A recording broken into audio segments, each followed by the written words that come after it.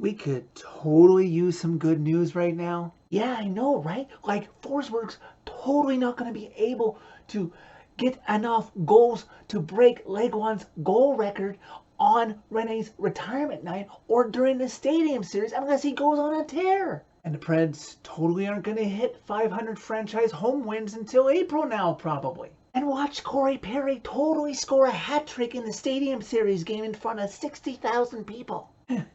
Don't you dare manifest that into the universe. Preds lose 4-1 to the Washington Capitals Tuesday night inside Bridgestone Arena. Preds have now lost 3 in a row, all in regulation, and 4 of their last 5. This team is in a collective funk. No major injuries to speak of other than Nick Cousins, who shouldn't be out too long. They're just in a rut that they need to get out of now. They can't dig this hole too much deeper or else it might become too deep to dig out of. Preds looking for the early spark in this one to get them going, but Samsonov for the Capitals is up to the task, and equally so is Saros for the Preds. And of course, because that's what happens when this team is in a rut, they give up the first goal early on a 3-on-1, and it's Snively who makes it 1-0 Caps. Later, during the first TV timeout, the first rare trifecta of former Preds coming back to play the Preds, so they combine them all into one tribute video. It was not just Peter Laviolette, but his assistant Kevin McCarthy, and also former Preds defensive Matt Irwin, who now plays for the Caps. The teams seem to settle down as we progress through the first period, both teams exchanging chances, including 7 minutes into the period. Sissons with a great tip, but Samsonov is able to stop it. Carey had to leave the ice with his helmet being knocked off that looked like it was forced knocked off by a Capitals player, which kind of should have been a penalty, but Carey does the right thing because it is a rule that if you lose your helmet, unless you put it right back on your head, you have to leave the ice. So it was a slight odd man rush, but Saros was up to the task and kept the score from getting any worse. The refs let a lot of things go in that first period, which would be interesting considering what happened later on in the third period. And if they had given each team chances on the power play, maybe the Preds could have opened the scoring and set more of a tempo. As play winds down in the first period, great chance, great rush by the Preds into the Capitals zone, with Mikael Granlund getting off a great chance that maybe if it had been forehand, it would have gone in, but he gets it backhand on net that Samsonov stops, and it's 1-0 Capitals still after 1. It was announced during the first intermission on Bally Sports South that Mark Borieski has been extended by 1 year to $900,000, so congratulations to him on that. About 2.5 minutes into the second period, great Preds on-man rush as Tomasino gets it over to Carey, who seems to have a wide open net, and something I don't think I've ever seen before, a stretch block by Alexander Ovechkin of all people to help Samsonov keep the puck out of the net.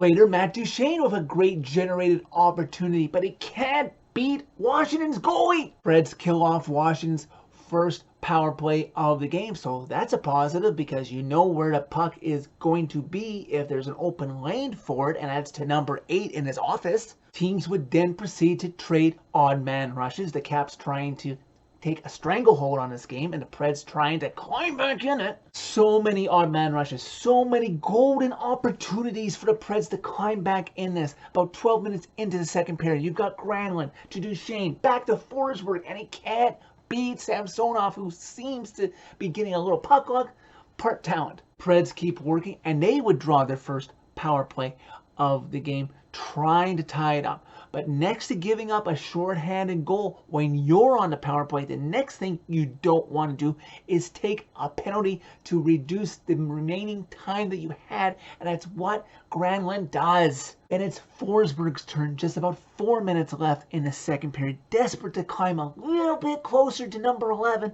but he rings one off of the goalpost. And the Preds catch a break. Luke Cunnin gets a breakaway. He's in alone, defender trying to catch him, and he shoots it. And, oh, it's in. The horn sounds. It doesn't look like it's in. Cunnin's not celebrating like it's in, which is usually the first warning sign.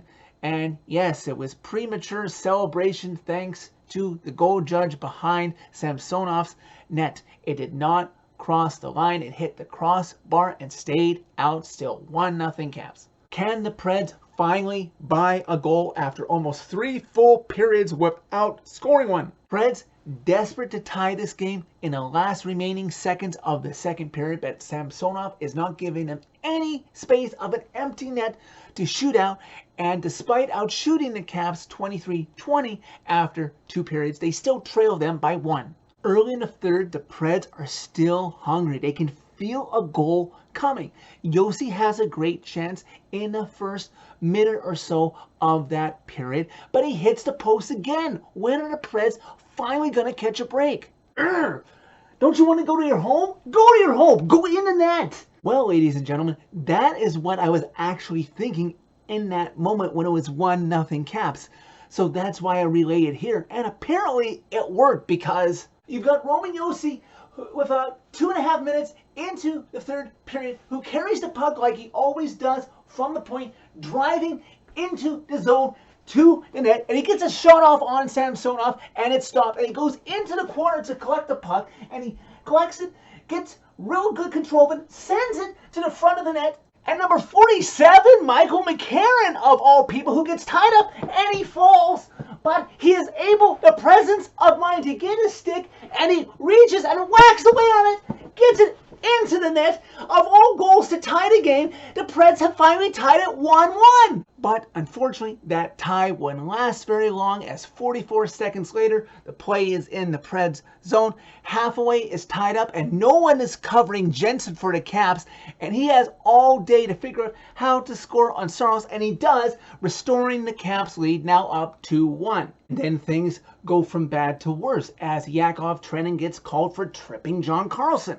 Eventually on the power play, you can't keep a Hall of Fame goal scorer off of the score sheet forever. The puck comes to Alexander Ovechkin, who winds up and blasts it past UC Saros. 3-1 Caps.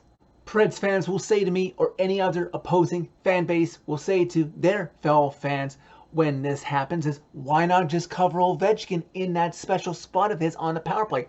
Okay, you try that and then see who else is going to be left uncovered because you all decided to cover number 8. What are you going to do about Kuznetsov? What are you going to do about Backstrom? What are you going to do about Tom Wilson? What you have to do to prevent these goals is block the passing lane to him. Capitals with a great chance, under 10 minutes to go, to put this game away, but Saros stops it, begging his team to give him a win that he hasn't had in 3 games. Again, what is going to happen when you go on the penalty kill? You're wasting time enduring that penalty when you could be on the offense, and with about 8 minutes left, Granlund takes a holding call, wasting precious offensive time. Officiating wasn't great tonight, but every penalty the Preds got tonight was deserved. Eventually, it becomes late in the game, and the Preds pull Saros, and they actually draw a penalty to try and do something, light a spark to probably try and tie this game. But one thing that doesn't help